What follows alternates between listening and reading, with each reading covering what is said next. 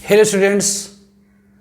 तो आज हम लोग गैसेस स्टेट लेक्चर नंबर 9 करेंगे और आज के लेक्चर में डिस्कस करेंगे van der Waals equation at different conditions.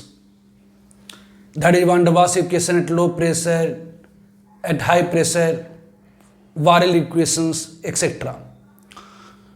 तो जिन किन्हीं ने भी यदि पिछला वीडियो लेक्चर नहीं देखा है तो वो पहले पिछले लेक्चर को आप देख ले, तभी इस लेक्चर को देखेंगे, अदरवाइज आपको कुछ भी समझ में चीज़ें नहीं आएंगी।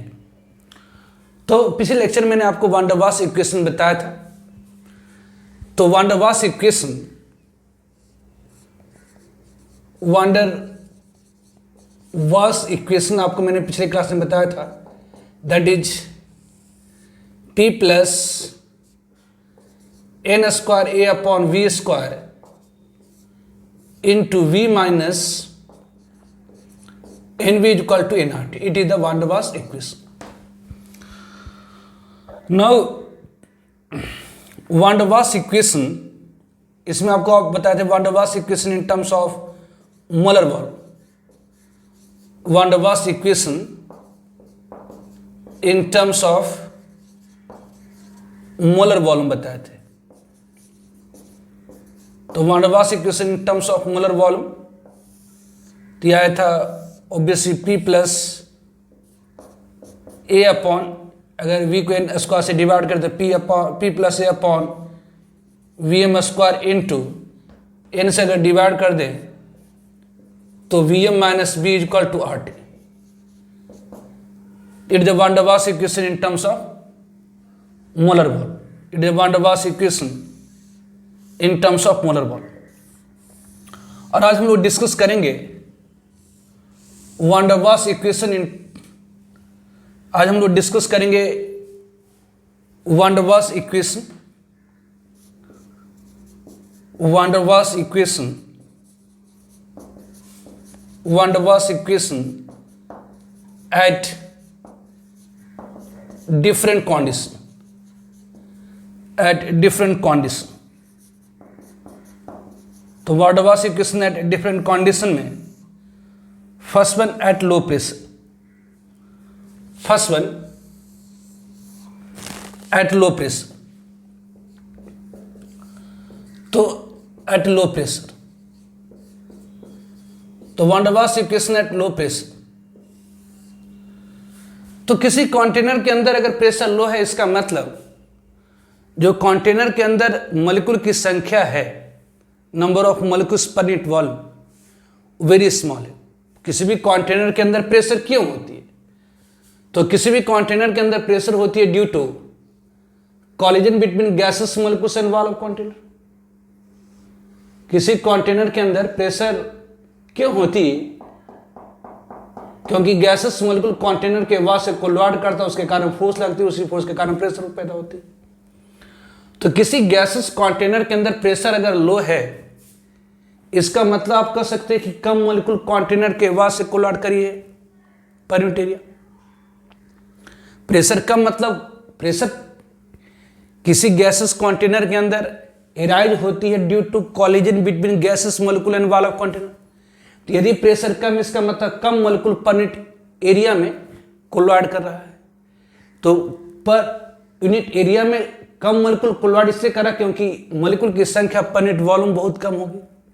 तो ध्यान रखें, लो प्रेशर पर, एट लो प्रेशर, लो प्रेशर पर, एट लो प्रेशर पर जो नंबर ऑफ मॉलिक्यूल्स होती है, नंबर ऑफ मॉलिक्यूल्स, जो नंबर ऑफ मॉलिक्यूल्स होती है पर unit volume, number of molecules per unit volume in container will small. At low pressure, number of molecules per unit volume in container will what small, will less, will very less, will small. So इसीलिए at low pressure पर तो low pressure पर जो number of molecules होती पर unit volume में container के अंदर बहुत कम होती है। इस कारण से एट लो प्रेशर जो वॉल्यूम ऑफ कंटेनर होती वह लार्ज होती है as compare to number of molecules per unit volume.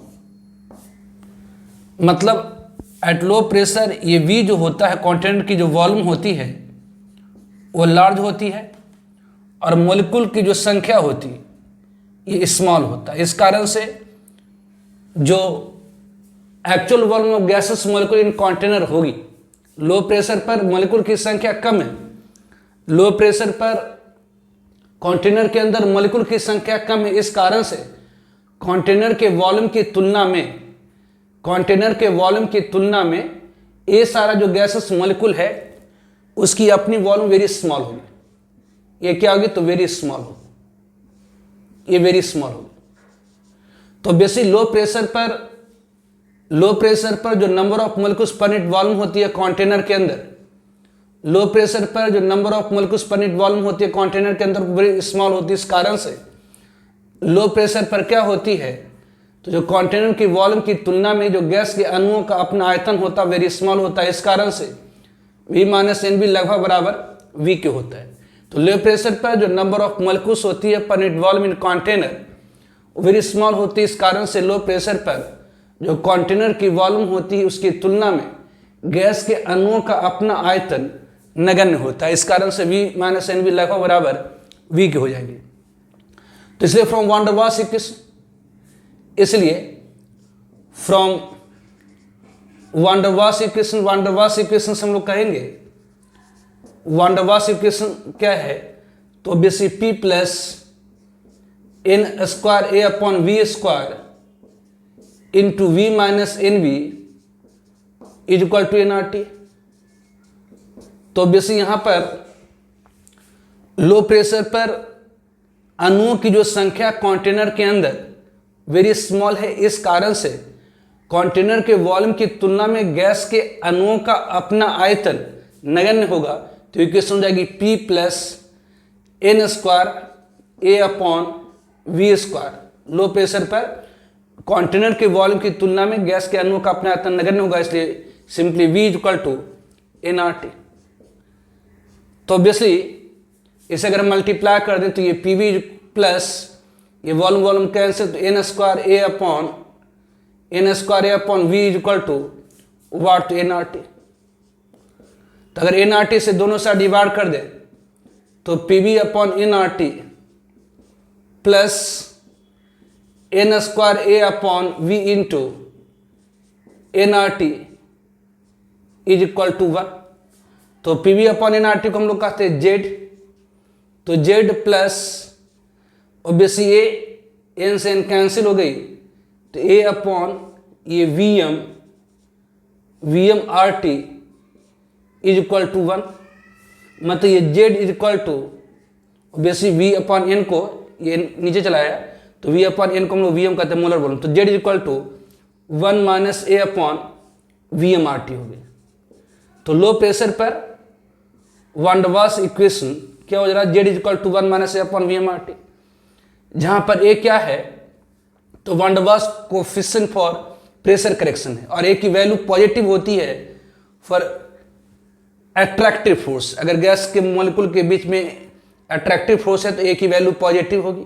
जितनी ज़्यादा A की वैल्यू होती है इसका मतलब उतनी ज़्यादा अट्रैक्शन होती है कि जितना ज़्यादा A का पॉजिटिव वैल्यू होगा उतना ज़्यादा अट्रैक्शन होगा। तो A की जो वैल्यू होती है वो पॉजिटिव होती है for intermolecular force of attraction. Vm molar volume है, R इन्वर्सल गैस कांस्टेंट है, T टेम्परेचर केल्विन है, तो ये वैल्यू पॉजिटिव होगी फॉर ये जो वैल्यू है वो ऑब्वियसली क्या होगी, तो पॉजिटिव होगी। इस कारण से Z की वैल्यू क्या हो जाएगी, तो 1 माइनस मतलब Z की वैल्यू लेसर देन 1 हो जाएगी। मतलब लो प्रेशर पर जो कंप्रेशन फैक्टर होता है गैसेस का वह लेसर देन 1 होता। दैट इज हम लोग कह सकते हैं कि एट लो प्रेशर पर क्या है, obviously Z is equal to 1 minus A upon V M R T. तो ये जो ए की वैल्यू होती है पॉजिटिव होती है फॉर अट्रैक्शन फोर्स। जितनी ज़्यादा अट्रैक्शन होगी गैस के मॉलिक्यूल्स के बीच में उतनी ज़्यादा ए की वैल्यू होती है। तो ये पॉजिटिव वैल्यू है, ये सारी भी पॉजिटिव वैल्यू है। इसका मतलब that is Z laser than 1 होगी एट लो प्रेशर। मतलब आप कह सकते हैं कि गैसेस सो, दैट मीन्स इसका मतलब क्या हो, तो that means gases shows negative deviation. Z की वैल्यू से इसका मतलब gas shows negative deviation at low pressure. इसका मतलब ये हुआ कि गैसेस शो करता negative deviation at low pressure.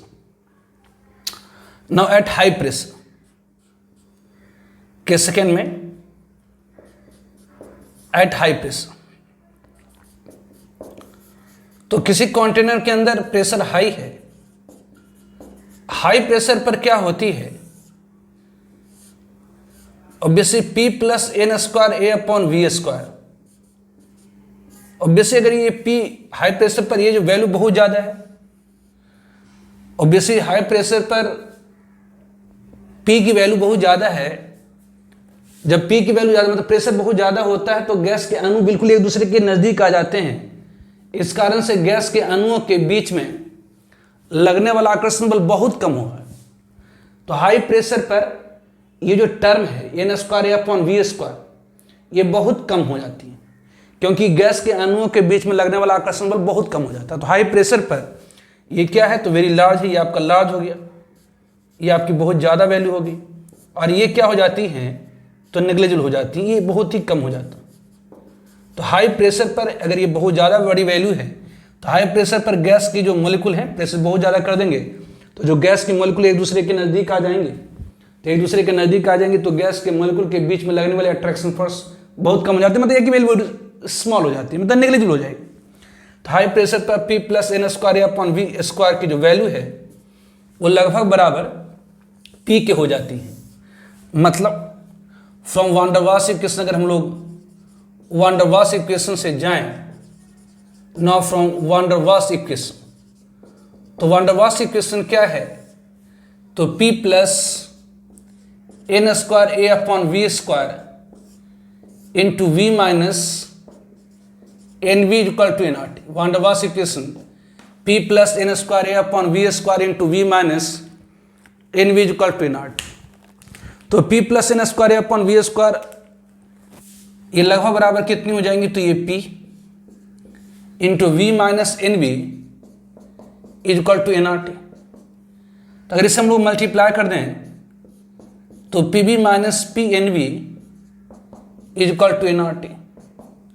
तो ऑब्वियसली दिस इम्प्लाई अगर एन आर टी से दोनों साइड डिवाइड कर दें तो P B upon N R T minus P N B upon N R T is equal to 1।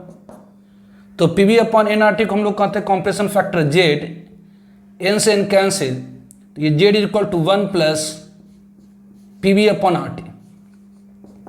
तो high pressure पर जो कॉम्प्रेशन फैक्टर है 1 plus P V upon R T, जहाँ पर बी की जो आप जानते हैं प्रेशर पॉजिटिव है, B is the effective volume of one mole gases molecule, मतलब बी इज इक्वल टू आपने पढ़ा था 4 Na into 4/3 pi R cube, और universal gas constant temperature in kelvin. तो ये सारी वैल्यू क्या है, तो पॉजिटिव है, ये सारी वैल्यू क्या है, तो पॉजिटिव है। मतलब आप कह सकते हैं कि एट हाई प्रेशर पर जो कॉम्प्रेशन फैक्टर की वैल्यू होती है that is eight high pressure, इसका मतलब हाई प्रेशर पर दैट इज हाई प्रेशर पर क्या है, तो जो कॉम्प्रेशन फैक्टर की वैल्यू है, मतलब जो जेड की वैल्यू है ग्रेटर देन 1 है। दैट मीन्स इसका मतलब ये हुआ, that means at high pressure पर at high pressure gases shows positive deviation from ideal behavior। तो ध्यान रखेंगे, लो प्रेशर पर कंटेनर के अंदर जो अणुओं की संख्या होती है कम होती है, इस कारण से कंटेनर के वॉल्यूम की तुलना में गैस के मॉलिक्यूल्स की जो अपनी वॉल्यूम होती है वो नगण्य होती है। लो प्रेशर पर कंटेनर की वॉल्यूम की तुलना में जो गैस के अणुओं का अपना आयतन होता है बहुत कम होता है, इस कारण V माइनस एन बी लगभग बराबर V के हो जाता है। और हाई प्रेशर पर ऑब्वियसली P बहुत ज़्यादा है, इस कारण से ये P की तुलना में n² upon n² A upon V² की वैल्यू नगण्य होती है, मतलब बराबर पीक हो जाता है।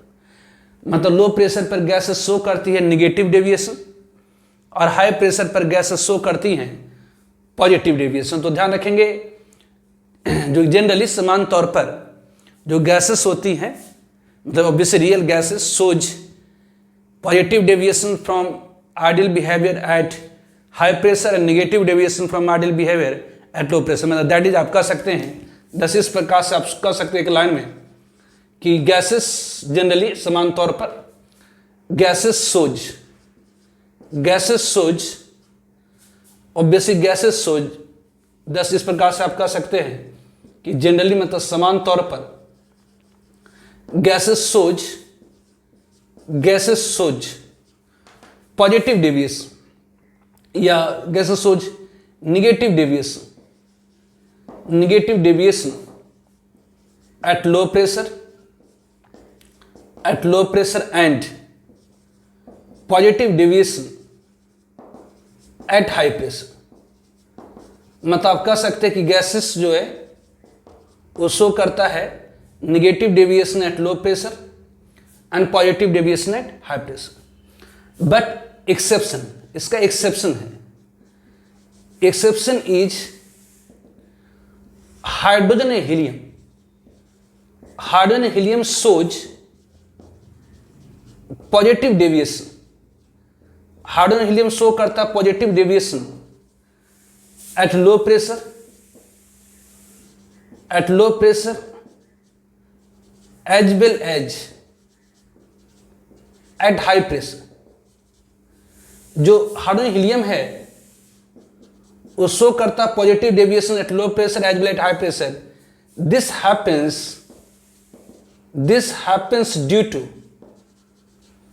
happens due to its small size, इसकी स्मॉल साइज के कारण ऐसा होता है।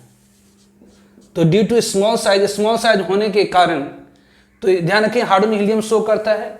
तो सामान्य तौर पर जनरली गैसेस मतलब जो रियल गैस है शो करता है negative deviation at low pressure and positive deviation at high pressure. Generally gases show करती है negative deviation at low pressure and positive deviation at high pressure. लेकिन इसका एक्सेप्शन है हाइड्रोजन और हीलियम। इसकी जो अपवाद है वो हाइड्रोजन और हीलियम है। हाइड्रोजन और helium shows positive deviation at low pressure as well as at high pressure. ऐसा होता है उसकी साइज के कारण।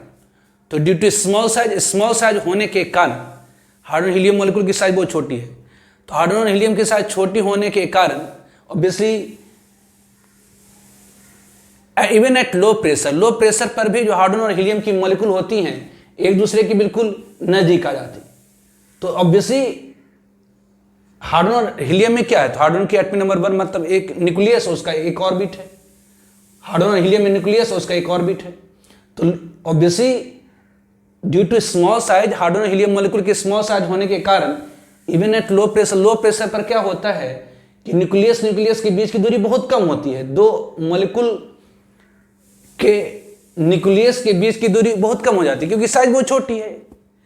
तो न्यूक्लियस के बीच की दूरी बहुत कम है, इस कारण से लो प्रेशर पर भी हाइड्रोजन और हीलियम मॉलिक्यूल के बीच में रिपल्सिव फोर्स डोमिनेट करने लगती है।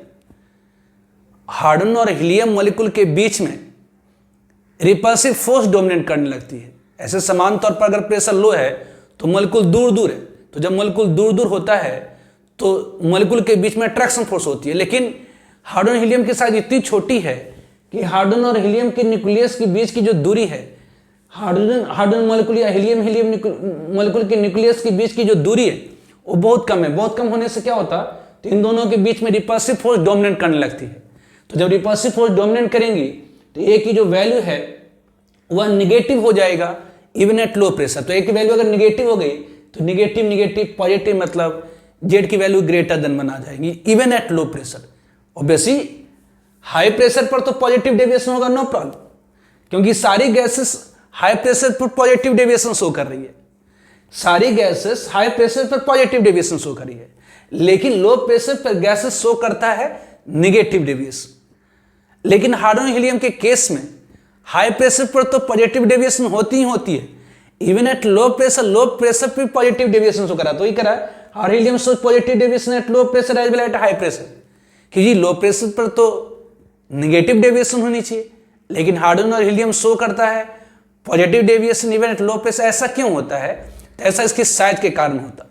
हाइड्रोजन और हीलियम मॉलिक्यूल की साइज बहुत छोटी है, तो साइज छोटी क्योंकि आप जानते हैं हाइड्रोजन की एटॉमिक नंबर 1 मतलब न्यूक्लियस का एक ऑर्बिट है, हीलियम के केस में एटॉमिक नंबर 2 मतलब न्यूक्लियस उसका जस्ट ऑर्बिट है। तो हाइड्रोजन हीलियम की साइज छोटी होने के कारण इवन एट लो प्रेशर पर भी ऑब्वियसली मॉलिक्यूल के न्यूक्लियस के बीच की दूरी जो होती बहुत कम होती है, तो न्यूक्लियस के बीच की दूरी कम है तो रिपल्सिव फोर्स डोमिनेट करने लगती है। तो जब रिपल्सिव फोर्स ज्यादा प्रभावशाली हो जाएगा तो ए की वैल्यू निगेटिव हो जाएगी। ध्यान दीजिए, ए की वैल्यू पॉजिटिव होती है अट्रैक्शन फोर्स के लिए, ए की वैल्यू निगेटिव होती है रिपल्सिव फोर्स के लिए, और ए की वैल्यू अगर 0 मतलब no attraction no repulsion, ideal case हो जाएगा। तो वैसे यहां पर लो प्रेशर पर हम लोगों ने पढ़ा कि जनरली लो प्रेशर पर गैस शो करती है negative deviation, high pressure positive deviation. ऐसा इसलिए क्योंकि लो प्रेशर पर ऑब्वियसली लो प्रेशर पर गैस की जो मॉलिक्यूल्स होती है दूर दूर होती हैं, तो उसके बीच में अट्रैक्टिव फोर्स डोमिनेट करता है, तो ए की वैल्यू पॉजिटिव रहती है। लेकिन हाइड्रोजन हीलियम केस में ऐसा नहीं होता। हाइड्रोजन हीलियम केस में even at low pressure repulsive force dominate करती है। उसका कारण उसकी साइज छोटी होने के कारण न्यूक्लियस के बीच की दूरी कम है, तो रिपल्सिव फोर्स ज्यादा हो गया, मतलब ए की वैल्यू जो पॉजिटिव होना चाहिए था, हार्डन होना चाहिए था, वो हाइड्रोजन और हीलियम के केस में निगेटिव हो जाती है, मतलब जेड की वैल्यू ग्रेटर देन 1 होती है। तो ध्यान रखेंगे, exception hydrogen helium shows positive deviation at low pressure as well at high pressure, this happens due to small size. Due to small size होने के कारण जो even at low pressure gases के बीच में, गैसेस मॉलिक्यूल के बीच में, मतलब हाइड्रोजन और हीलियम गैसेस मॉलिक्यूल के बीच में रिपल्सिव फोर्स डोमिनेट करती है।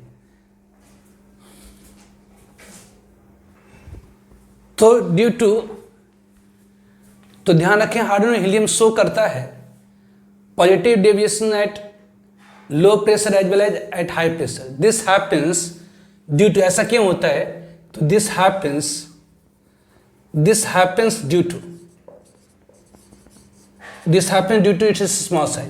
ड्यू टू स्मॉल साइज होने के कारण, due to small size of hydrogen and helium molecule, hydrogen helium molecule even at low pressure,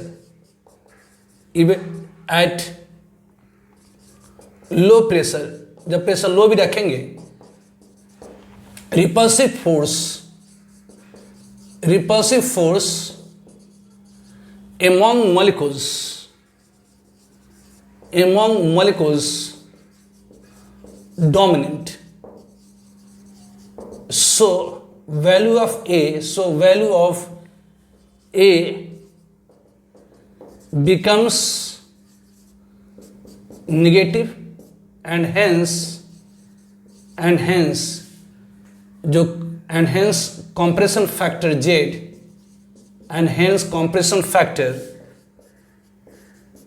Z becomes positive. मतलब जो आपने पढ़ा है कि एट लो प्रेशर पर वान डर वाल्स इक्वेशन क्या हो जाती है, तो लो प्रेशर पर वान डर वाल्स इक्वेशन हो जाता है Z = 1 - A/VmRT।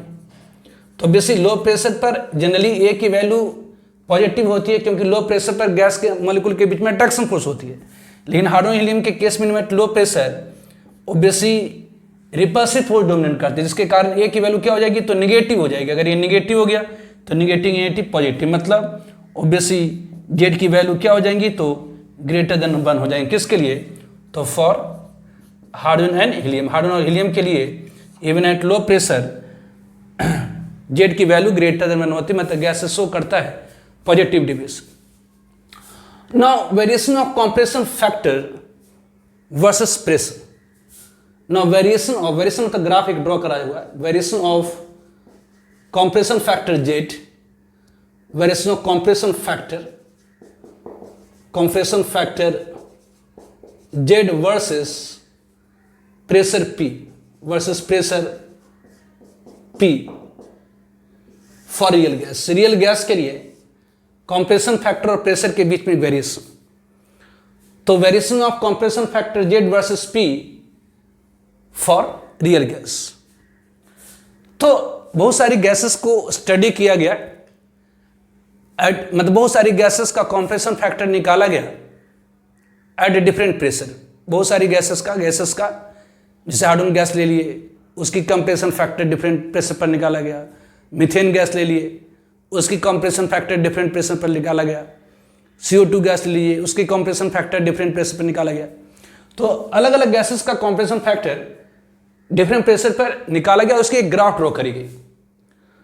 तो वही एक variation of compression factor versus pressure for real gas, for obviously gases मतलब ऑब्वियसली यहाँ रियल गैस है, फॉर गैसेस मतलब रियल गैस के लिए।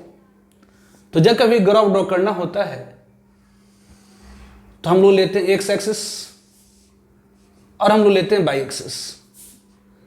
तो यहां वाई एक्सिस पर कंप्रेशन फैक्टर जेड ले लेते हैं और एक्स एक्सिस पर प्रेशर ले लेते हैं। वाई एक्सिस पर कंप्रेशन फैक्टर जेड और एक्स एक्सिस पर प्रेशर ले लेते हैं। ऑब्वियसली कंप्रेशन जीरो है, ये 0.1, 0.2, 0.3, 0.4, 0.5, 0.6, 0.7, 0.8 एंड इस तरह से मान लेते हैं। यहाँ पर ये मान लेते हैं जेड इज इक्वल टू 1 है, मतलब इस लाइन पर कहीं भी चले जाएंगे कंप्रेशन फैक्टर 1 होगा। तो ये देखा गया डिफरेंट गैसेस के लिए जो कंप्रेशन फैक्टर की वैल्यू, ऑब्वियसली यहां पर प्रेशर जीरो है, यहां पर 1 atm, 2 atm, 10 atm, 20 atm, 30 atm, 40 atm, 100 atm, 200 atm, मतलब इधर हाई प्रेशर है, इधर लो प्रेशर है। इधर ये क्या है, तो इधर लो प्रेशर है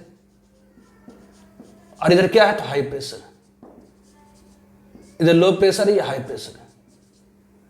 तो बेसिकली ये देखा गया डिफरेंट गैसेस का कि जो कंप्रेशन फैक्टर की वैल्यू है वो ग्रेटर देन 1 आती है हाई प्रेशर पर। जब प्रेशर हाई रखेंगे तो जेड की वैल्यू हाई होगी, जेड की वैल्यू हाई होगी। जैसे जैसे हम प्रेशर को घटाते जाते हैं, जैसे जैसे प्रेशर को घटाते जाते हैं, कंप्रेशन फैक्टर की जो वैल्यू है वो घटती चली जाती है, घटती चली जाती है, घटती चली जाती है।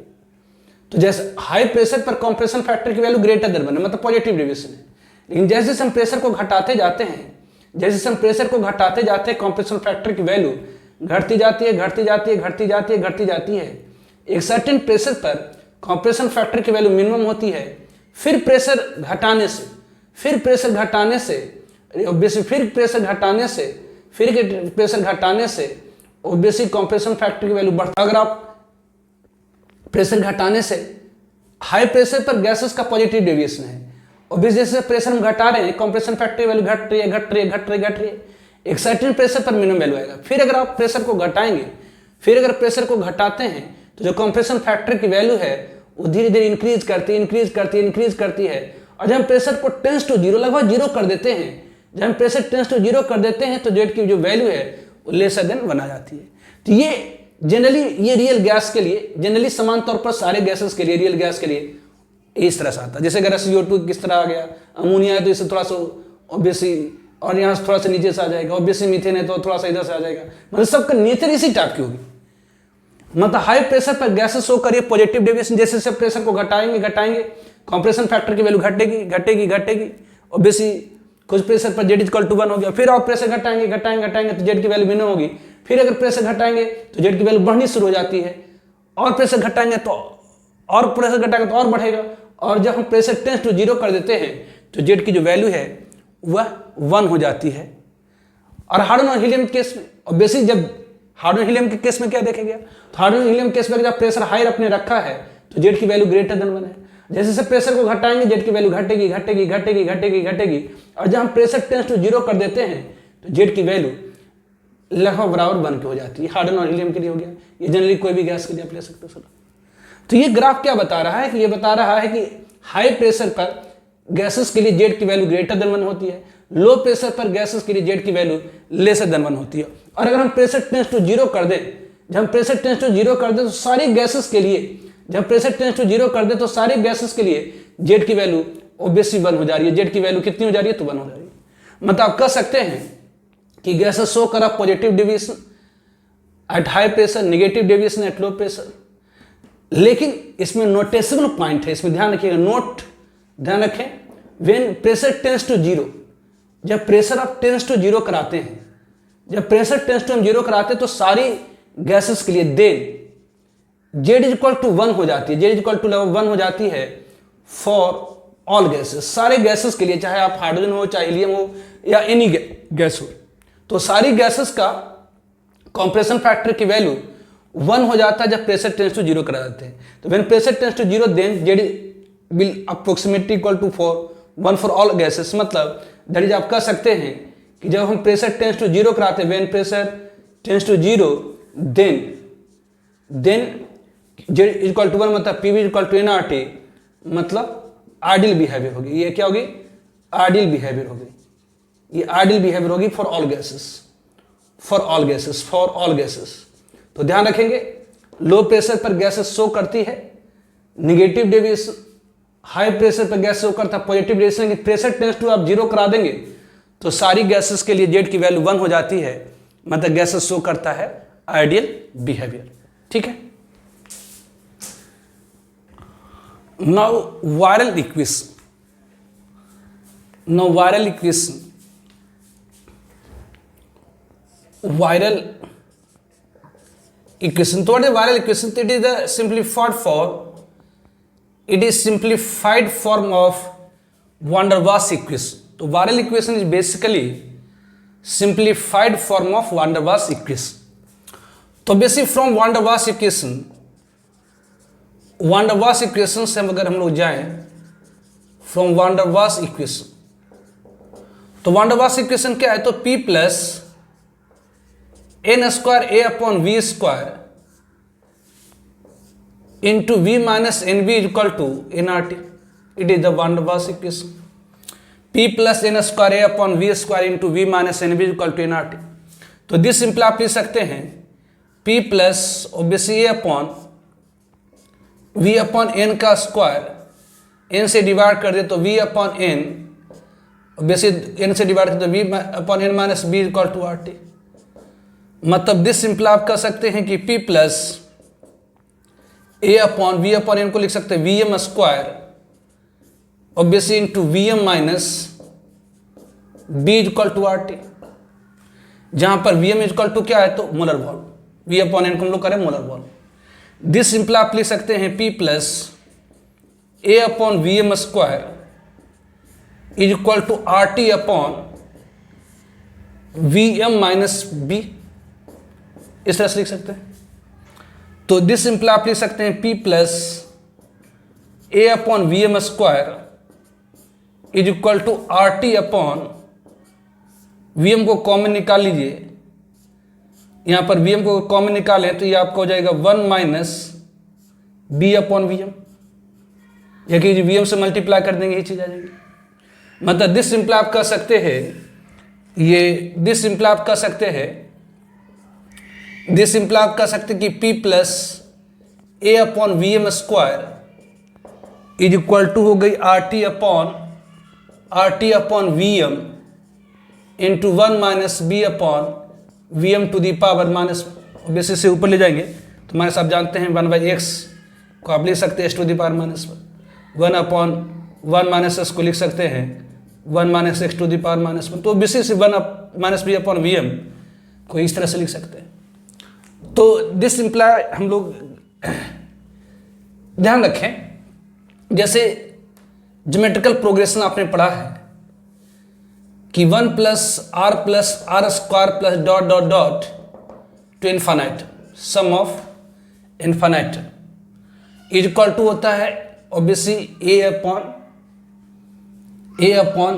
ए माइनस आर, मतलब ऑब्वियसली यहाँ ए मतलब फर्स्ट टर्म, यहाँ पर 1 अपॉन 1 माइनस आर, मतलब दैट इज इक्वल टू आप लिख सकते हैं 1 minus R to the power कितनी? तो -1, या उल्टा करके आप लिख सकते हैं 1 minus R to the power -1 is equal to, इसको आप उल्टा करके लिख सकते हैं 1 plus R square plus dot dot dot to infinity. तो बेसिक ये geometrical progress sum of infinitum है।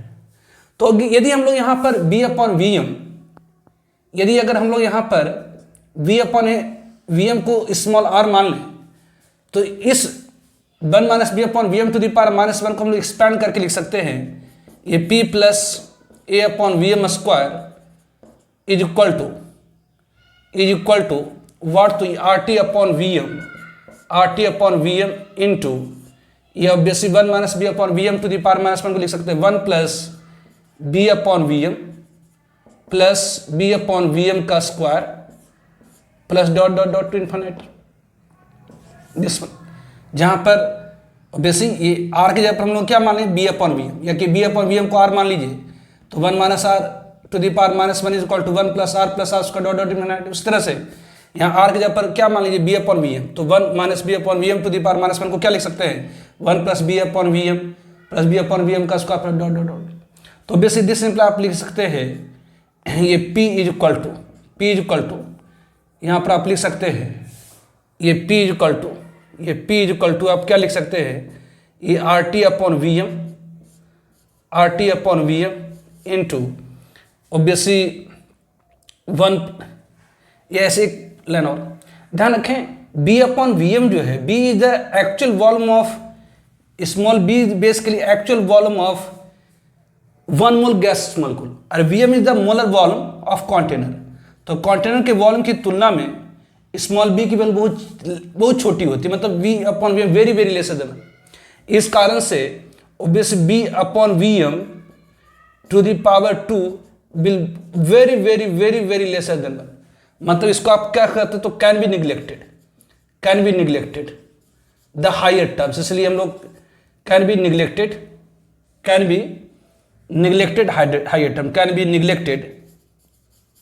हायर टर्म्स, इसलिए हम लोग यहां पर हायर टर्म्स को क्या कर सकते हैं तो निग्लेक्ट कर सकते हैं।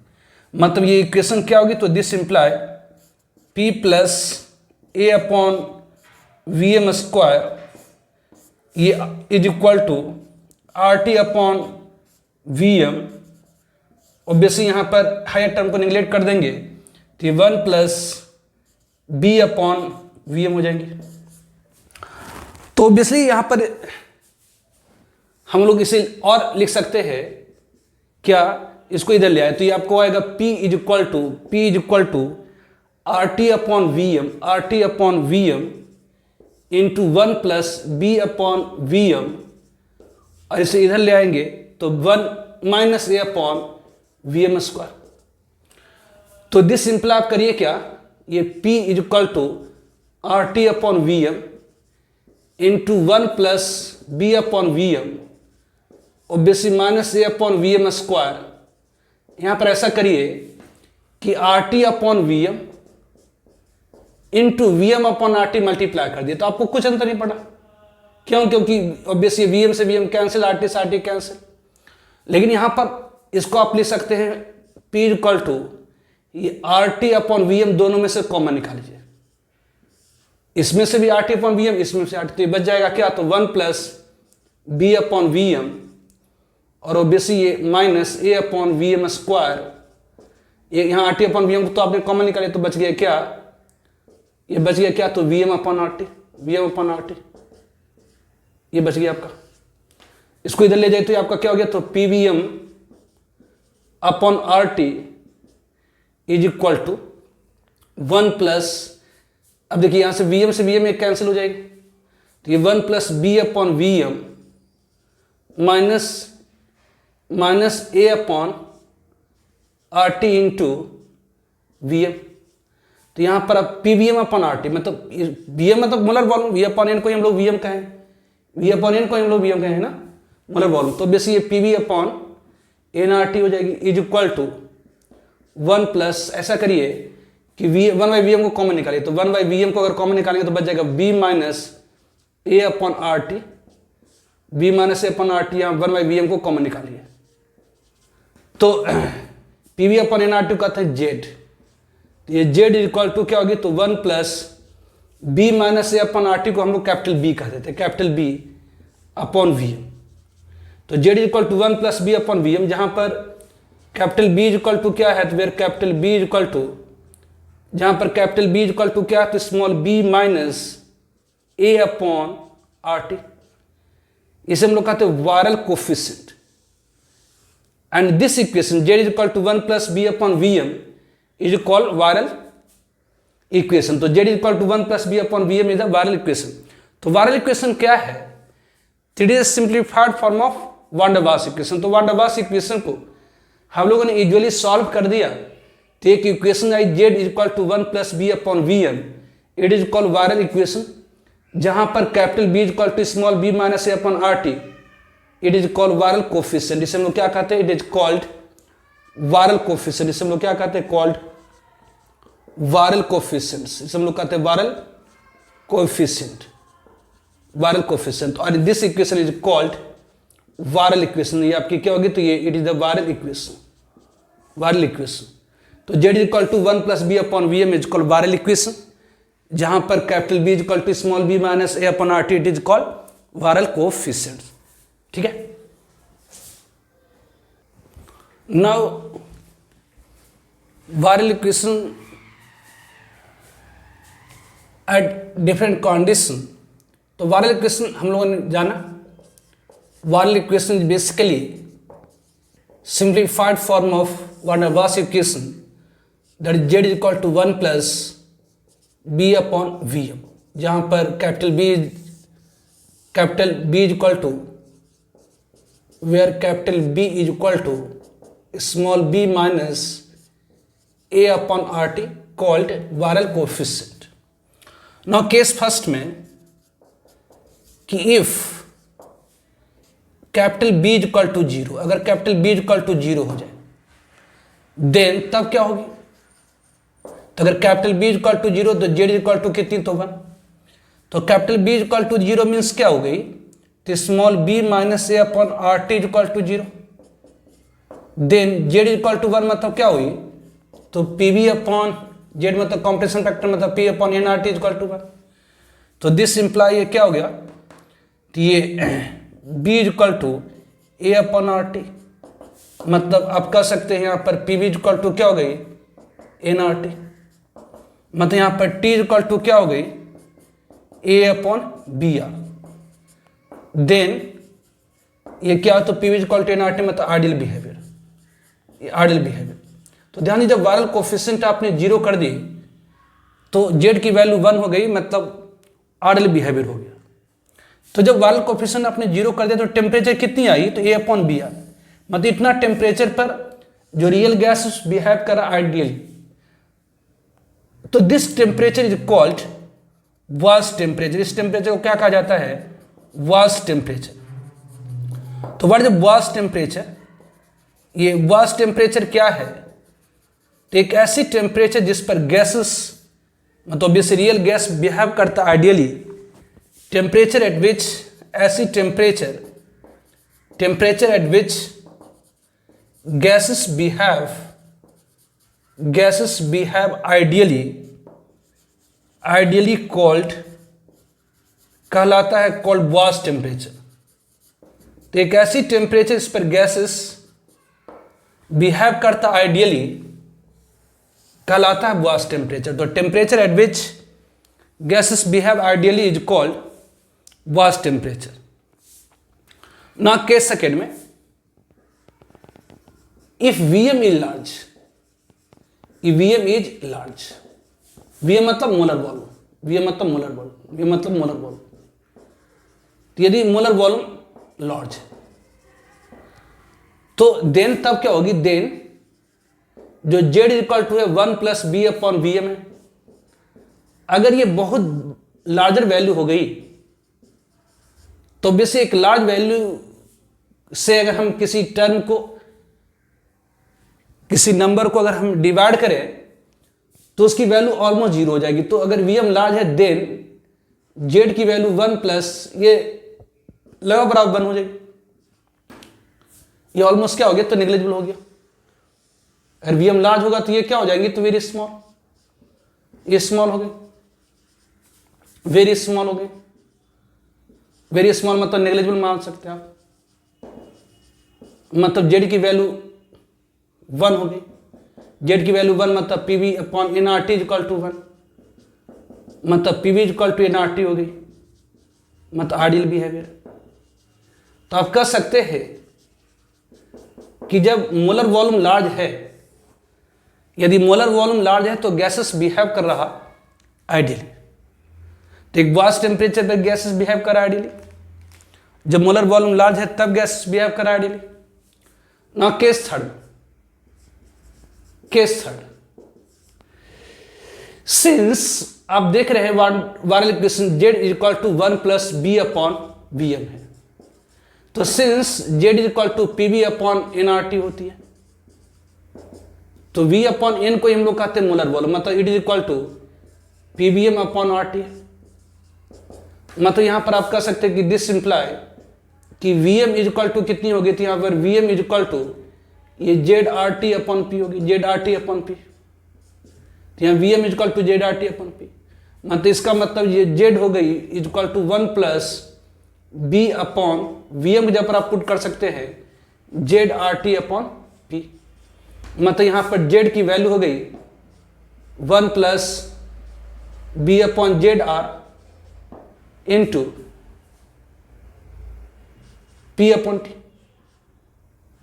पी अपॉन टी, जहां Z equal to 1 plus B upon Z R into P upon T. अगर प्रेशर यहां लो हो, लो प्रेशर और टेम्परेचर हाई हो,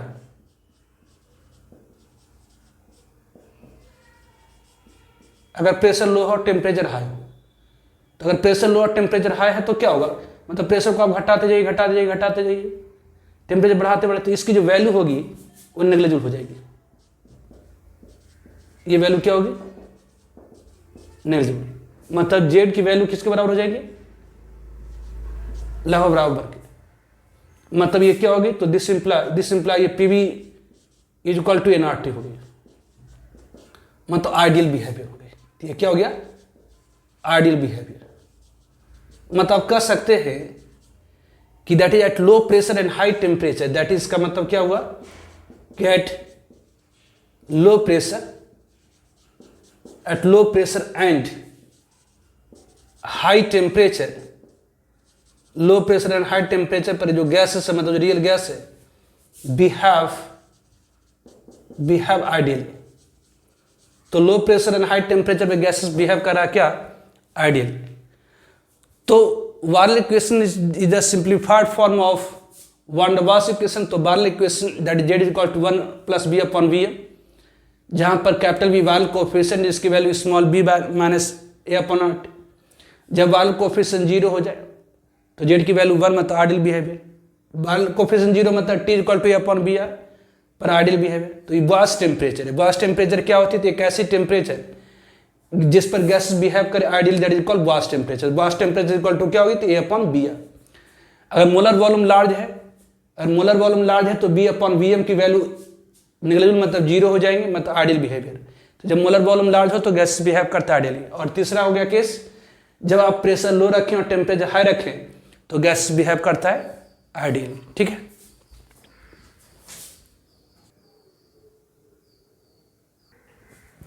now liquefaction of gases,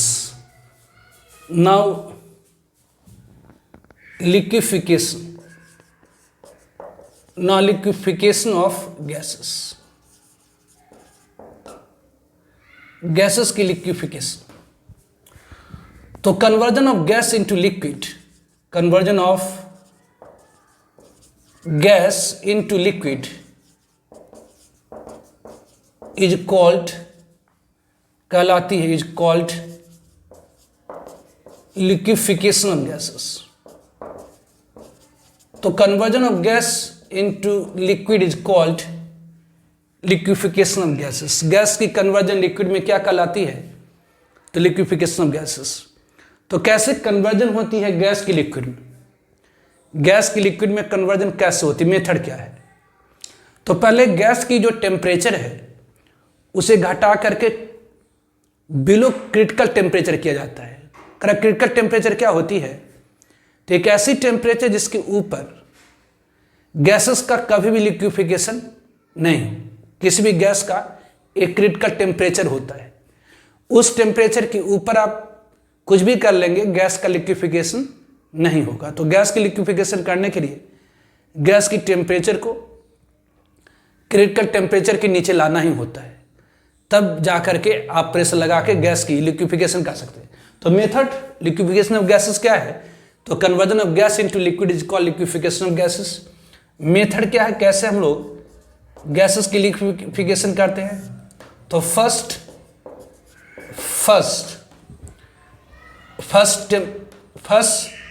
temperature of gases brought below, first temperature of gas, जो temperature of gases है, gas is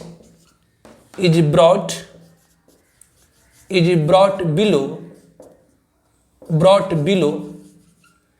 critical temperature. पहले critical temperature के नीचे लाया जाता है। तो first temperature of gas is brought below critical temperature, then उसके बाद क्या कहलाया जाता? देन अप्लाइड प्रेशर, उसका प्रेशर अप्लाई किया जाता है। तो क्या होती है? कन्वर्जन ऑफ गैसेस, देन जो कन्वर्जन होती है, conversion of gas into liquid take place. तो conversion of gases into liquid is called liquefaction of gases. कैसे किसी गैस की लिक्विफिकेशन होती है? तो पहले गैस की टेम्परेचर को क्रिटिकल टेम्परेचर के नीचे लाया जाता है, उसके बाद प्रेशर लगाया जाता है, तो गैस की लिक्विफिकेशन हो जाती है। क्योंकि जी क्रिटिकल टेम्परेचर क्या होती है? क्रिटिकल टेम्परेचर, ये क्रिटिकल टेम्परेचर क्या होती है? तो एक ऐसी टेम्परेचर एवर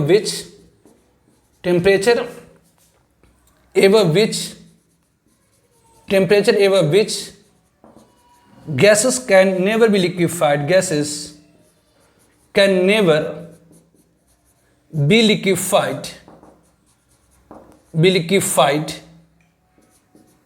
is called, कहलाती क्या है? Is called critical temperature. तो हर गैस की क्रिटिकल टेम्परेचर होती है। तो टेम्परेचर जिसके ऊपर, अगर किसी गैस का टेम्परेचर क्रिटिकल टेम्परेचर के ऊपर रखेंगे तो आप कितना भी प्रेशर लगा लें, गैस की लिक्विफिकेशन नहीं होगी। तो किसी भी गैस को लिक्विफाई करने के लिए उस गैस की टेम्परेचर को क्रिटिकल टेम्परेचर के नीचे लाया जाता है, फिर प्रेशर लगाया जाता है, तो गैसेस की लिक्विफिकेशन हो जाती है। तो conversion of gas into liquid is called liquefaction of gases. Method क्या है? तो first temperature of gas is brought below critical temperature, then applied pressure, तो conversion of gases into liquid take place. ये critical temperature क्या होती है? तो वह टेम्परेचर के ऊपर किसी भी गैस की लिक्विफिकेशन संभव नहीं है, that is called critical temperature. Her gas का अपना अपना क्रिटिकल टेम्परेचर होता है।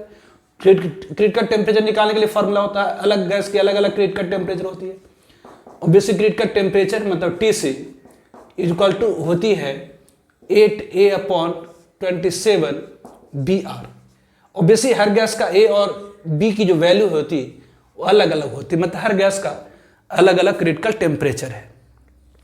ऑब्वियसली जिस गैस के अंदर इंटरमोलिकुलर फोर्स ऑफ अट्रैक्शन ज़्यादा होगी, A की वैल्यू ज़्यादा होगी, उसकी क्रिटिकल टेम्परेचर ज़्यादा होगी। जैसे अगर आप कहिए अमोनिया के अंदर इंटरमोलिकुलर फोर्स ऑफ अट्रैक्शन ज़्यादा होती है, इस कारण से अमोनिया का क्रिटिकल टेम्परेचर ज़्यादा होगा। जबकि अगर आप हाइड्रोजन की बात करिए, हाइड्रोजन के लिए ऑब्वियसली A की वैल्यू वेरी स्मॉल होती है, इस कारण से उसकी जो क्रिटिकल टेम्परेचर है वेरी स्मॉल होगी। हीलियम के लिए ऑब्वियसली क्रिटिकल टेम्परेचर, हीलियम के लिए A की वैल्यू वेरी स्मॉल होती है, इस कारण से उसकी क्रिटिकल टेम्परेचर वेरी स्मॉल होगी।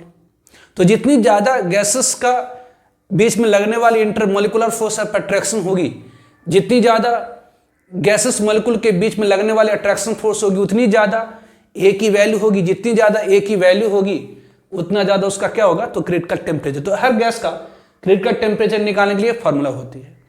तो किसी भी गैस का टेम्परेचर क्रिटिकल टेम्परेचर के नीचे लाइए, फिर प्रेशर लगाइए, गैस की लिक्विफिकेशन हो जाएगी।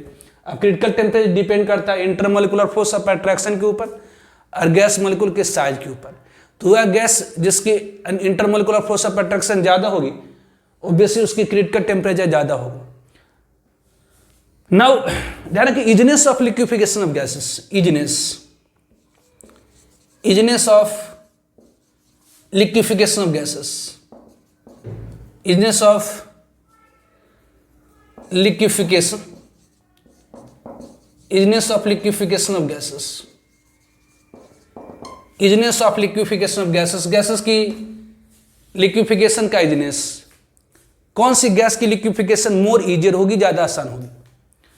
तो इजनेस ऑफ लिक्विफिकेशन, गैस के ऑब्वियसली लिक्विफिकेशन का जो इजनेस है वह डिपेंड करता है इंटरमोलिकुलर फोर्स ऑफ अट्रैक्शन के ऊपर। ऑब्वियसली वह गैस की मॉलिक्यूल लिक्विड बनाना, तो लिक्विड में क्या होता है, तो गैस के अणुओं के बीच में अट्रैक्शन वाला फोर्स होती है। गैस लिक्विड में क्या होता है, तो गैस के अणुओं के बीच में stronger intermolecular force of attraction होगी। तो वह गैस की मॉलिक्यूल जिसमें more stronger intermolecular force of attraction होगी उसकी इजनेस ज्यादा होगी। तो ऑब्वियसली इजनेस ऑफ जो लिक्विफिकेशन ऑफ गैस है, इजनेस ऑफ लिक्विफिकेशन ऑफ जो गैसेस है वो डायरेक्टली प्रोपोर्शनल होती है, सीधी समानुपाती होती है किसके, तो इंटरमोलिकुलर फोर्स ऑफ अट्रैक्शन की, इंटरमोलिकुलर फोर्स ऑफ अट्रैक्शन की, इंटरमोलिकुलर फोर्स ऑफ अट्रैक्शन की। तो बेसिक जो isness of liquefaction of gases है, गैसेस की जो लिक्विफिकेशन की इजनेस है वो डायरेक्ट, और ये डायरेक्टली प्रोपोर्शनल होता है, और intermolecular force of attraction directly proportional होता है intermolecular force of attraction, intermolecular force of attraction directly proportional होता है वान डेर वाल्स कोफिशिएंट के, मतलब वह गैस जिसके लिए वान डेर वाल्स कोफिशिएंट की वैल्यू ज़्यादा होगी उसमें इंटरमोलिकुलर फोर्स ऑफ अट्रैक्शन ज़्यादा होगी और उस गैस की लिक्विफिकेशन ज़्यादा होगी। जैसे आप कह सकते हैं कि जो ऑर्डर ऑफ, जैसे फॉर एग्जांपल ऑर्डर ऑफ जो लिक्विफिकेशन होती है, ऑर्डर ऑफ लिक्विफिकेशन अगर आप कहें तो बेसिक जो अमोनिया गैस की जो लिक्विफिकेशन है मोर इजियर है, ऑक्सीजन गैस है मोर इजियर है, ऑब्वियसली हाइड्रोजन गैस है। क्यों? क्योंकि NH3 में stronger intermolecular force of attraction होती है, आपका नाइट्रोजन है, ऑब्वियसली हाइड्रोजन है, ये हाइड्रोजन है, ये हाइड्रोजन है। नाइट्रोजन के इलेक्ट्रॉनिगेटिविटी 3, हाइड्रोजन की 2.1, तो नाइट्रोजन की इलेक्ट्रॉनिगेटिविटी ज़्यादा, इस कारण यहाँ निगेटिव चार्ज, और इन सब पर पास में पॉजिटिव चार्ज है। ऑब्वियसली दूसरा मॉलिक्यूल है उसमें भी नाइट्रोजन है, ये हाइड्रोजन है, इसके ऊपर पॉजिटिव चार्ज है और इसके ऊपर निगेटिव चार्ज है। तो यहाँ पर क्या है, निगेटिव पॉजिटिव के बीच में अट्रैक्शन है।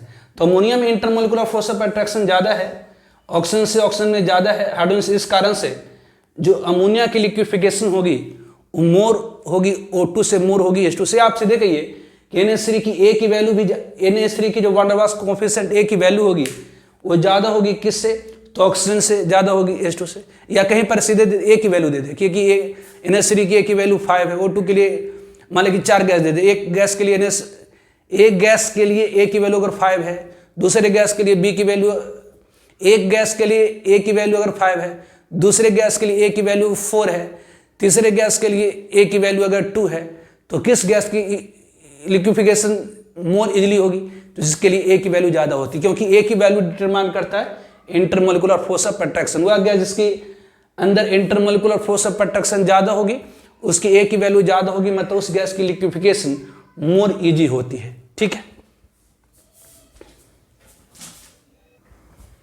Now mean free path. तो what is the mean free path? Mean free path क्या है?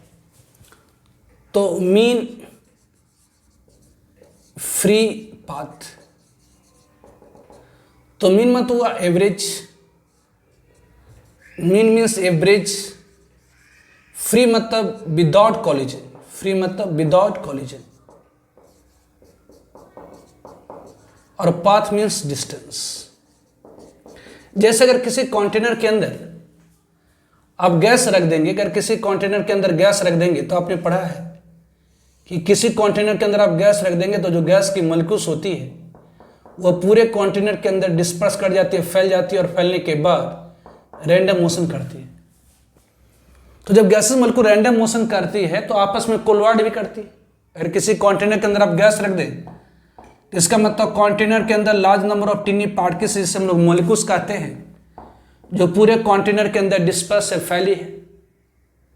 तो जो गैसेस मॉलिक्यूल रैंडम मोशन करेंगे तो आपस में कोलवाइड करेगा, साथ ही साथ कंटेनर के वास से कोलॉइड करेगा। तो ऑब्वियसली यहाँ से अगर मॉलिक्यूल चला तो ऑब्वियसली इसे जाकर टकरा गया, फिर यहाँ से टकराने के बाद डायरेक्शन चेंज किया, फिर इसे टकरा गया, फिर यहाँ से चला ऑब्वियसली इसे टकरा गया, फिर इसे चला इसे टकरा गया, फिर इसे इधर चला इधर टकरा गया, इधर चला इधर टकरा गया। तो ऑब्वियसली यहाँ से यहाँ यहाँ से यहाँ, तो यहाँ से यहाँ चला टकराया, फिर यहाँ से यहाँ चला टकराया, फिर यहाँ से यहाँ चला टकराया। तो जब गैसेस मॉलिक्यूल रैंडम मोशन करते तो आपस में टकराती। तो अगर हम ये निकालना चाहें कि औसतन एक मॉलिक्यूल कितना दूरी, औसतन एक मॉलिक्यूल कितनी दूरी बिना कॉलिजन के चल रहा है, that is called mean free path. तो ये मीन फ्री पाथ क्या है? तो average distance travelled by molecule without collision. एक मॉलिक्यूल कितनी दूरी तय कर ले रहा है बिना कॉलिजन के, that is called mean free path. तो मीन फ्री पाथ क्या है? तो average distance. Mean free path क्या है? तो एवरेज डिस्टेंस है, average distance travelled, average distance travelled by a molecule, travelled by a molecule without collision, without collision is called, कहलाती क्या है? It is called mean free path, is called mean free path and it is represented by lambda. और इसे हम लोग represent करते हैं lambda से। तो मीन फ्री पाथ क्या है? तो average distance travel by A molecule without collision is called mean free path. तो बेसिक जो मीन फ्री पाथ है जिसे हम लोग लैम्डा से रिप्रेजेंट करते हैं, मीन फ्री पाथ मतलब average distance travel by molecule without collision. तो जो मीन फ्री पाथ है वह डायरेक्टली प्रोपोर्शनल होती है, सीधी समानुपाती होती है, डायरेक्टली प्रोपोर्शनल होती है, या कि इनवर्सली प्रोपोर्शनल होती है मॉलिक्यूल के डायमीटर के स्क्वायर का। मतलब जितनी बड़ी साइज होगी मॉलिक्यूल का, जितना बड़ा आकार होगा उतनी कम दूरी तय करेगा बिना कॉलिजन के। जैसे अगर भीड़ में कोई पतला दुबला आदमी है तो ज़्यादा दूरी तय कर देगा बिना किसी से टकराए हुए, लेकिन अगर एक मोटा आदमी है और वो भीड़ में चल रहा, अगर एक मोटा आदमी है वो भीड़ में चल रहा तो बहुत कम दूरी तय कर पाएगा बिना किसी से टकराए हुए, जबकि एक पतला आदमी बहुत ज़्यादा दूरी तय कर, मतलब अच्छी खासी दूरी तय कर लेगा बिना टकराए हुए।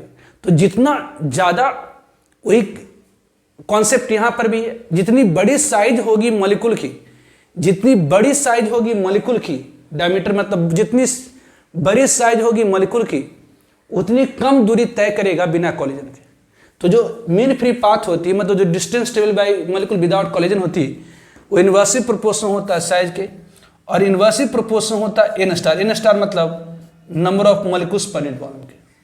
तो बेसी जहाँ पर ये सिग्मा क्या है, तो sigma is the diameter of molecule. Sigma क्या है? तो डायमीटर है मॉलिक्यूल के। और एन स्टार क्या है? N star is the number of moles of molecule per unit volume, number of moles of molecules per unit volume. तो जो मीन फ्री पाथ होती है वह डायरेक्टली प्रोपोर्शनल होती है, इनवर्सली प्रोपोर्शनल होती है मॉलिक्यूल के डायमीटर के स्क्वायर का। मतलब जितनी बड़ी मॉलिक्यूल की साइज होगी उतनी कम दूरी तय कर पाएगा मॉलिक्यूल बिना कॉलिजन के। तो इन दोनों को आप कंबाइन करके लिख सकते हैं कि जो लैम्डा है वो डायरेक्टली प्रोपोर्शनल है किसके? तो sigma square obviously N star के। यदि आप प्रोपोर्शनलिटी को हटाएं तो लैम्डा इज इक्वल टू 1/, एक कांस्टेंट आ जाता है 1/√2 पाई, ऑब्वियसली ये 1 सिग्मा स्क्वायर एन स्टार के। तो जो मीन फ्री पाथ है किसी भी gas molecule 1/√2 pi into 1 sigma square N star. अब ऑब्वियसली यहाँ पर अगर यदि गैस आइडियल है, कंटेनर के अंदर आपने गैस अगर रखा है और आइडियल गैस हो, तो ऑब्वियसली फॉर आइडियल गैस के लिए अगर कंटेनर के अंदर आपने गैस रखा और आइडियल हो, तो आइडियल गैस के लिए आप क्या लगा सकते हो? तो for ideal gas P V equal to nRT होती है। मतलब यहाँ पर आप कह सकते हैं कि P equal to N/V into R T हो गई। मतलब यहाँ पर N by V number of mole per unit volume को आप एन स्टार कर सकते हैं। मतलब ये एन स्टार मतलब number of moles of molecule per unit volume that is equal to N by V. तो बेसिक यहाँ पर N by V is equal to क्या हो जाएगी, तो एन स्टार मतलब इज इक्वल टू क्या होगी, तो पी अपॉन आर टी होगी। मतलब ऑब्वियसली यहाँ पर लेमडा मतलब mean free path is equal to 1 upon root 2 pi into 1 upon sigma square into 1 upon N star की जगह पर क्या लिखेंगे, पी अपॉन आर टी। मतलब ये लेमडा मतलब mean free path is equal to 1 by root 2 pi sigma square into 1 obviously ये sigma square into obviously R हो गई, ये आर इंटू ये टी अपॉन पी। तो अब ऑब्वियसली कह सकते हैं कि जो मीन फ्री पाथ है वह डायरेक्ट, अब देखिए सिग्मा मतलब मॉलिक्यूल की साइज, एक ही गैस अगर है किसी कंटेनर के अंदर एक ही गैस रखे हैं तो ये कांस्टेंट वैल्यू आर कांस्टेंट है, तो आप कह सकते हैं जो मीन फ्री पाथ होती है सेम गैस के लिए डायरेक्टली प्रोपोर्शनल होती है टेम्परेचर के, इनवर्सली प्रोपोर्शनल होती है प्रेशर के। मतलब जितनी ज़्यादा गैस का टेम्परेचर रखेंगे उतनी ज़्यादा दूरी मॉलिक्यूल तय करेगा बिना कॉलिजन के, और जितना ज़्यादा प्रेशर करते जाएंगे उतनी कम दूरी तय करेगा बिना कॉलिजन के। मतलब मीन फ्री पाथ होती है डायरेक्टली प्रोपोर्शनल होती है टेम्परेचर के, इनवर्सली प्रोपोर्शनल प्रेशर के। तो मीन फ्री पाथ, मीन मतलब एवरेज, फ्री मतलब विदाउट कॉलिजन, पाथ मतलब डिस्टेंस। तो average distance travel by A molecule without collision is called mean free path. Mean free path directly proportional होती है 1 upon diameter of molecule का square के, और inversely proportional होती है नंबर ऑफ मॉलिक्यूल्स पर, मतलब जितनी ज़्यादा मॉलिक्यूल होंगी पर यूनिट वॉल्यूम, इकाई आयतन में जितना ज़्यादा अणुओं की संख्या होगा, ऑब्वियस जितनी ज़्यादा अणुओं की संख्या होगा उतनी कम दूरी तय, जितनी ज़्यादा भीड़ होगी मतलब जितनी ज़्यादा मॉलिक्यूल पर यूनिट वॉल्यूम होगी उतनी कम दूरी तय कर पाएंगे बिना किसी से टकराए हुए। तो जितनी ज़्यादा number of molecules per unit volume होगी उतनी कम दूरी तय कर पाएगी मॉलिक्यूल विदाउट कॉलिजन। तो जो मीन फ्री पाथ होती है डायरेक्टली इनवर्सली प्रोपोर्शनल होगी डायमीटर के स्क्वायर का और number of molecule per unit volume. अगर प्रोपोर्शनलिटी को हटाएं तो कांस्टेंट आ गया 1 upon root 2 pi into 1 upon sigma N star. Order gas के लिए तो दिस, जैसे अगर आपसे पूछा जाए कि which among the following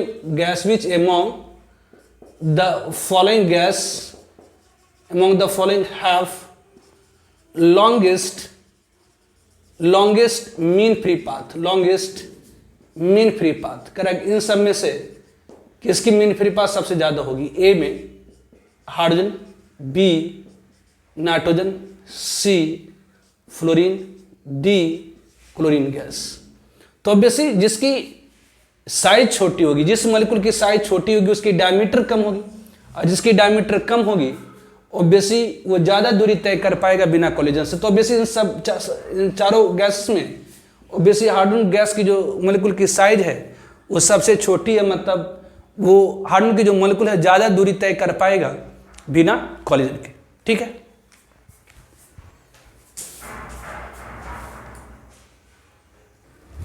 for example question में कहा जा रहा था term that correct for attractive force present in real gas in van der Waals equation is.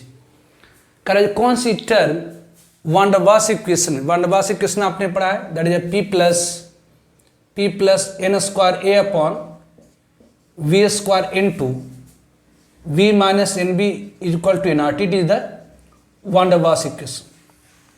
Correct, one der Waals equation में कौन सी टर्म आई है due to attractive forces present in real gas. तो आपने पढ़ा कि रियल गैस में intermolecular force of attraction होती है, रियल गैसेस में इंटरमोलिकुलर फोर्स ऑफ अट्रैक्शन होती है। इंटरमोलिकुलर फोर्स ऑफ अट्रैक्शन के कारण कौन सी टर्म वान डर वाल्स इक्वेशन में आई है? तो आपने पढ़ा था वान डर वाल्स इक्वेशन में volume correction and pressure correction. तो प्रेशर करेक्शन में आपको मैंने बताया था कि रियल गैस के केस में जो ऑब्जर्व्ड प्रेशर होती है, ऑब्जर्व्ड प्रेशर मतलब जो प्रेशर गेज हमें बताता है, प्रेशर गेज हमें कौन सी प्रेशर बताता है, तो रियल प्रेशर। तो हम लोगों ने पढ़ा था कि जो ऑब्जर्व प्रेशर होती है, जो रियल प्रेशर होती है, वो लेसर होता है किससे? आइडियल प्रेशर से, due to intermolecular force of attraction. जो ऑब्जर्व प्रेशर होती है, मतलब जो प्रेशर गेज हमें प्रेशर बताता है, जो रियल प्रेशर हमें बताता है, वह लेसर होती है किससे? तो आइडियल प्रेशर से, due to intermolecular force of attraction. तो यदि हम ऑब्जर्व प्रेशर को आइडियल प्रेशर में चेंज करना चाहते हैं, तो यदि हम ऑब्जर्व प्रेशर को आइडियल प्रेशर में चेंज करना चाहते हैं, तो हमें एक एक्स्ट्रा प्रेशर स्मॉल पी जोड़ना होता था, that is called pressure correction. जो स्मॉल पी की वैल्यू होती थी वो डिपेंड करती थी number of intermolecular force of attraction के ऊपर, और intermolecular force of attraction directly proportional होता था n/v का स्क्वायर का। तो यदि हमने प्रोपोर्शनिटी को हटाया था तो a × n² आया था। मतलब वान डर वाल्स इक्वेशन में जो term I intermolecular force of attraction के कारण, वो ये टर्म थी ऑब्वियसली a × n²/v²। तो यहाँ पर करेक्ट ऑप्शन कौन से हो जाएंगी? तो B is the correct option. Now another example, gas described by van der Waals equation. एक गैस जिसके बारे में वान डर वाल्स साहब ने डिस्क्राइब किया है, behave similar to ideal gas in the limit of large molar volume. तो obviously हम लोगों ने पढ़ा है कि वान डर वाल्स इक्वेशन ने ऑब्वियसली रियल गैस के बारे में बात करी थी। तो रियल गैस के केस में आपने पढ़ा था कि जब रियल गैस के लिए आपने वान डर वाल्स इक्वेशन निकाला, that is P + a × n² / v - nv = nRT। तो रियल गैस के लिए वान डर वाल्स इक्वेशन आपने डेराइव किया P + n² v - nv = nRT, और उसी का simplified form that is virial equation. तो वारल इक्वेशन में आपने पढ़ा Z = 1 - b/Vm। तो अगर ये Vm लार्ज है, यदि Vm मतलब मोलर वॉल्यूम लार्ज है, तो ऑब्वियसली ये Z की वैल्यू लगभग बराबर 1 की हो गई, मतलब आइडियल बिहेवियर हो गया, दैट इज आइडियल बिहेवियर। तो आप कह सकते हैं कि जब मोलर वॉल्यूम लार्ज हो इन द लिमिट बिहेव, तो gas describe by van der Waals equation that is real gas. तो रियल गैस में जब मोलर वॉल्यूम लार्ज होता है तो गैसेस बिहेव करता है आइडियली। तो ऑब्वियसली ये सही ऑप्शन है, behave similar to ideal gas in the limit of large molar volume. B में कह रहा है कि a gas describe by van der Waals equation, एक गैस जिसके बारे में वान डर वाल्स साहब ने डिस्क्राइब किया है, behave similar to ideal gas in the limit of large pressure. एक गैस जिसके बारे में वान डर वाल्स साहब ने डिस्क्राइब किया है, वो बिहेव करता similar to ideal gas in the limit of large pressure. अगर प्रेशर को आप लार्ज कर देंगे तो जो गैसेस होगा बिहेव कर आइडियली नहीं। आपने पढ़ा था वान डर वाल्स इक्वेशन में कि obviously eight low pressure Z = 1 - a/Vm/RT, और एट हाई प्रेशर आपने पढ़ा हाई प्रेशर पर क्या होता है। तो वान डर वाल्स इक्वेशन में आपने पढ़ा हाई प्रेशर पर P + n² a/v²। ऑब्वियसली ये लगभग बराबर P के, मतलब ये निग्लिजिबल हो जाता था। ये क्या हो जाता था? निग्लिजिबल हो जाता था, निग्लिजिबल हो जाता था। तो ऑब्वियसली जब हाई प्रेशर पर जो इक्वेशन आ गया था वो Z = 1 + PV/RT आ गया था। P/RT मतलब ऑब्वियसली Z > 1 आई थी, मतलब पॉजिटिव डेविएशन आ गया था। तो ऑब्वियसली हाई प्रेशर पर गैसेस शो करता positive deviation from ideal behaviour, मतलब ये गलत है। सी में correct, gas describe by van der Waals equation. एक गैस जिसके बारे में वान डर वाल्स साहब डिस्क्राइब करता है, उसमें वान डर वाल्स कोएफिशिएंट आती है that are dependent on identity of the gas. Obviously van der Waals equation में मतलब P + n² a/v² × v - nv = nRT में, ऑब्वियसली v - nv = nRT में obviously van der Waals coefficient है small a और small b। तो obviously small b की जो value है वह होती है 4Na × 4/3πr³। 4/3πr³, मतलब जो b की वैल्यू है वो डायरेक्टली प्रोपोर्शनल होती है मॉलिक्यूल के साइज के, मॉलिक्यूल के रेडियस के। मतलब जितनी ज़्यादा मॉलिक्यूल की साइज होगी उतनी ज़्यादा स्मॉल b की वैल्यू होगी। और a आपकी वैल्यू है, a क्या है? तो van der Waals coefficient for pressure correction, और a की जो वैल्यू होती है ये डायरेक्टली प्रोपोर्शनल होता है इंटरमोलिकुलर फोर्स ऑफ अट्रैक्शन के। a की जो वैल्यू है डायरेक्टली प्रोपोर्शनल होती है इंटरमोलिकुलर फोर्स ऑफ अट्रैक्शन के, और intermolecular force of attraction obviously directly proportional होता है साइज की। मतलब जिस मॉलिक्यूल की साइज बड़ी होगी उसके लिए वान डर वाल्स कोएफिशिएंट की वैल्यू ऑब्वियसली a की वैल्यू ज़्यादा होगी, मतलब ये भी क्या है? तो सही है। एंड डी में कह रहा है कि gas describe by van der Waals equation. एक गैस जिसके बारे में वान डर वाल्स साहब ने डिस्क्राइब किया है, has the pressure that is lower than the pressure exerted by the same gas behaving ideally. तो ऑब्वियसली एक गैस जिसके बारे में वान डर वाल्स साहब ने डिस्क्राइब किया है, that is a real gas. तो रियल गैस के केस में आपने देखा था कि प्रेशर क्या आ रहा था, लोअर आ रहा था as compare to ideal gas. तो वही गैस अगर आइडियली बिहेव करे तो उसका प्रेशर ज़्यादा आ रहा था। मतलब बेसिकली आपने पढ़ा था कि जो ऑब्जर्व प्रेशर होती है, ऑब्जर्व प्रेशर या इसी को आप कह सकते हैं, ऑब्जर्व प्रेशर या इसी कह सकते हैं, रियल प्रेशर जो होती थी वो क्या था, तो रियल प्रेशर लेसर था किससे, तो आइडियल प्रेशर से। क्यों, तो due to intermolecular force of attraction, due to intermolecular force of attraction, due to intermolecular force of attraction among gaseous molecule, among gaseous molecule। तो obviously van der Waals equation में obviously जिस gas के बारे में, मतलब जिस gas के बारे में वान डर वाल्स साहब ने डिस्कस करा है, दैट इज रियल गैस के लिए जो ऑब्जर्व प्रेशर होती है वो लेसर होता है किससे, तो आइडियल प्रेशर से, due to intermolecular force of attraction. तो ये भी सही है। तो यहाँ पर करेक्ट ऑप्शन कौन से होगी, तो ए, सी एंड डी। तो इस तरह से इसके क्वेश्चंस को हम लोग करेंगे। ठीक है, तो आज के लेक्चर हम लोग यहीं पर रहने देते हैं। Okay, bye.